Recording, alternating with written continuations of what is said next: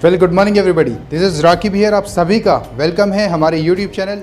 दोस्तों, आज की जो हमारी ये वीडियो है बहुत ही इंपॉर्टेंट टॉपिक के ऊपर आज हम बात करने वाले हैं और वो टॉपिक है सेल्स। लोगों को सेल्स से डर लगता क्यों है? Why people are afraid of sales, why people are scared of sales. तो क्या छवि है लोगों के माइंड में जिससे सेल्स से वो घबराते हैं? जब भी सेल्स के बारे में उनसे बात की जाए उनको लगता है कि भाई सेल्स का काम हम नहीं कर सकते, हमसे बेचना नहीं हो पाएगा या हम बेचना नहीं जानते हैं। इस तरीके से लोगों के मन में धारणा सेल्स के बारे में बनी हुई है और ज़्यादातर लोग यही सोचते हैं सेल्स के बारे में आज भी कि वो कहीं ना कहीं डोर टू डोर जाकर सेल करने का काम है और उसी को सेलिंग कहा जाता है। दोस्त, ऐसा बिल्कुल भी नहीं है। अगर आप सेलिंग के बारे में जानेंगे और गूगल पे अगर आप स्टडी करेंगे सेल्स के बारे में, आप लिखेंगे व्हाट इज सेलिंग, तो गूगल आपको बताएगा selling is the highest paid profession of the world. यानी दुनिया का सबसे ज़्यादा धन कमा के देने वाला एक ऐसा प्रोफेशन है जिसको कहा जाता है सेलिंग। और अगर ऐसा है और यही सच्चाई है तो फिर लोगों को सेल से डर क्यों लगता है? फिर क्यों लोग सेल से घबराते हैं? और कहीं ना कहीं ये जो घबराने का और डर का जो रीज़न है वो ये है कि हमने कभी सेल्स के बारे में, सेल्स की डेफिनेशन के बारे में समझा ही नहीं है। रॉबर्ट स्टीवनसन एक बहुत जाने माने ऑथर रहे हैं और बहुत सारी किताबें उन्होंने लिखी हैं अपने जीवन के अंदर। एक बुक में मैंने उनकी पढ़ा था, वो बताते हैं सेलिंग के बारे में कि अगर आप किसी आइडिया को या किसी प्रोडक्ट को या किसी सर्विस को किसी दूसरे इंसान को ट्रांसफ़र करते हैं तो वो सेलिंग कहलाता है। अगर हम इस डेफिनेशन के हिसाब से देखें, आइडिया, प्रोडक्ट और सर्विस यानी किसी विचार को, किसी प्रोडक्ट को, किसी सर्विस को अगर हम दूसरे इंसान को दे रहे हैं, किसी को दूसरे इंसान को हम ट्रांसफ़र कर रहे हैं तो वही सेलिंग कहलाता है। और इस डेफिनेशन के हिसाब से आज के वक्त में ऐसा कौन सा इंसान है जो सेल नहीं कर रहा है? अगर मैं आपसे भी आपके बारे में बात करूं, मान लीजिए आपने किसी होटल पे, किसी ढाबे पे कोई खाना खाया, शाही पनीर या दाल मखनी खाया या कोई भी प्रोडक्ट खरीदा या कोई भी सर्विस आपने इस्तेमाल की। अगर आपको उस प्रोडक्ट के बारे में, सर्विस के बारे में कोई भी जानकारी अच्छी लगी, आप लोगों को उसके बारे में शेयर करते हैं। आपने शेयर किया, उन्होंने वो जानकारी या कोई भी सामान या मान लीजिए जो आपने खाना खाया था वो उस होटल से जाके उन्होंने खरीद लिया, इसका मतलब आपने सेल किया। और आप अभी तक सेल से डर रहे थे कि मैं तो सेल करता ही नहीं हूँ। तो उन्होंने 3 डेफिनेशन हमारे सामने रखी कि अपने आइडिया को, प्रोडक्ट को और सर्विस को किसी दूसरे इंसान को ट्रांसफ़र करना वही सेलिंग कहलाता है। और इस हिसाब से अगर आप देखें, एक डॉक्टर वो भी सेल कर रहे हैं, एक एडवोकेट वो भी सेल कर रहे हैं। आप सोचेंगे एडवोकेट कैसे सेल कर रहा है भाई?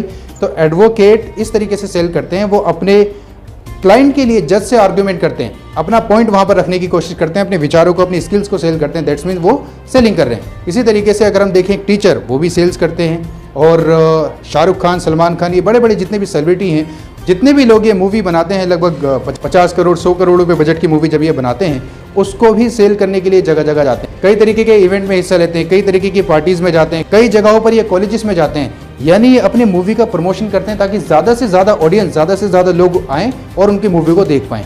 इसी तरीके से अगर आप देखेंगे एक पॉलिटिशियन वो अपने विचारों को सेल करता है।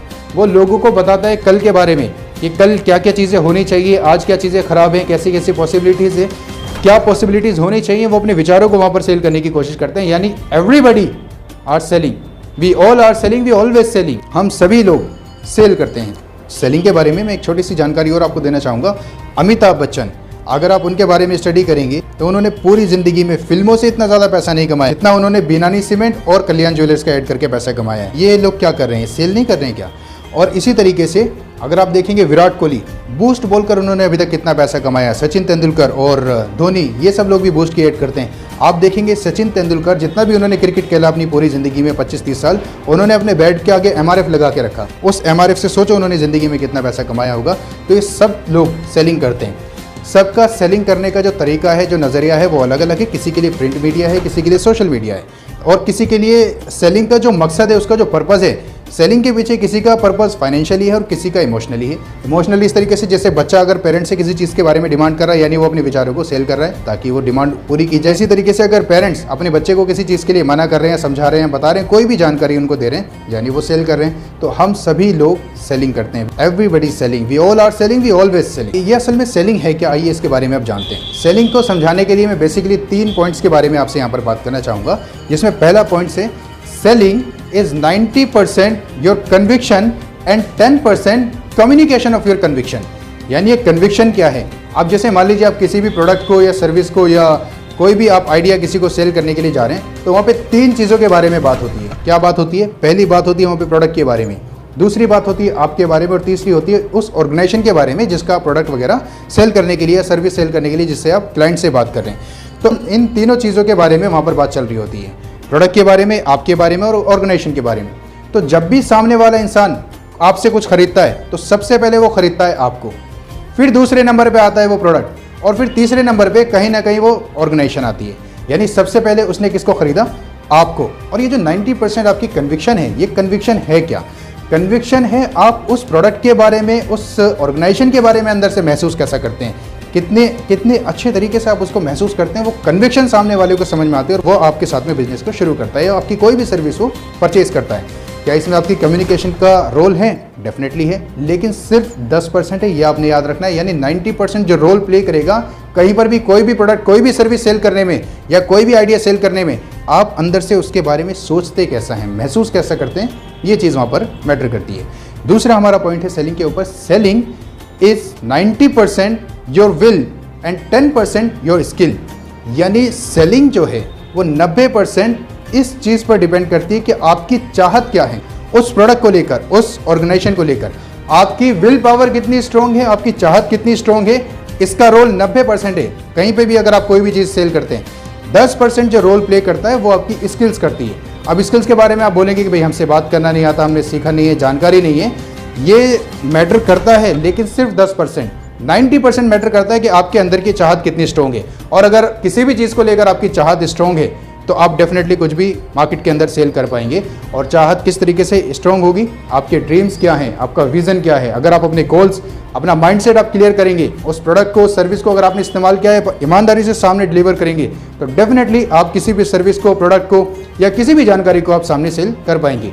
तीसरा पॉइंट आता है हमारा इसी के अंदर, selling is nothing, it is just a transfer of your excitement, transfer of your energy, transfer of your enthusiasm from one body to another. यानी एक बॉडी से दूसरी बॉडी में अपनी जानकारी को, एक्साइटमेंट को, अपनी एनर्जी को ट्रांसफ़र करना ही सेलिंग कहलाता है। तो दोस्त, इतना आसान है सेलिंग। और सेलिंग के बारे में हम इतनी ज़्यादा गलत धारणा बनाकर रखते हैं। अभी किसी से भी हम जाएंगे सेलिंग के बारे में बात करने तो वो लोग मना करेंगे। अब आपको जो मैंने 3 पॉइंट्स के बारे में जानकारी दी है, बहुत ही आसान है सेलिंग, बशर्ते हम उसको कितना अच्छे से खुद के ऊपर अप्लाई कर पाते हैं। ये जो 3 पॉइंट्स मैंने बताया, अगर आपने इनको अप्लाई किया अपनी ज़िंदगी में, आप ज़िंदगी में कभी भी सेल्स के प्रोफेशन में, क्या किसी भी प्रोफेशन में, आपको सफल होने से कोई भी नहीं रोक पाएगा। तो इन 3 चीज़ों का आपने ध्यान रखना है। महसूस कैसे करते हैं किसी भी चीज़ के बारे में, यानी कन्विक्शन आपकी कितनी स्ट्रॉन्ग है, आपकी विल पावर, चाहत कितनी स्ट्रॉन्ग है आपकी।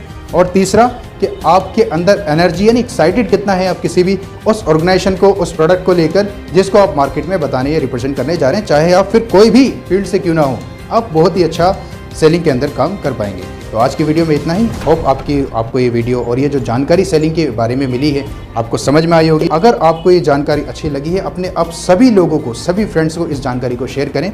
और आपसे जल्द मुलाकात होगी हमारी नेक्स्ट वीडियो में। Thank you so much.